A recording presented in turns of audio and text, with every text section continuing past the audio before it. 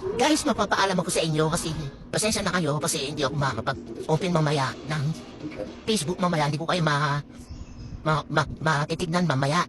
Kasi wala kaming wifi kasi nasira yung wire namin dun sa kapitan ng wifi namin. Oo. Kasi nag-run out lang tapos pagka-open, nawala ng signal.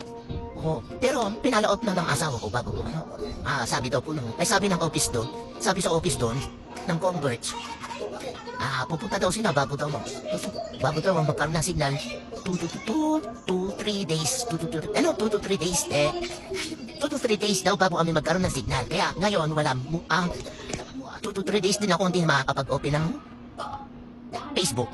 Hindi ko kayo ma-mention mamaya. Kaya sinasabi ko lang sa inyo guys para alam nyo na makakapag-open ako ngayon. No guys, hanggang dito na ang aking vlog mamaya. Hanggang dito na ang aking vlog. Thank you very much guys. Sana maunawaan nyo kung na hindi ako makapag-open mamaya. Bye, uwi na kami.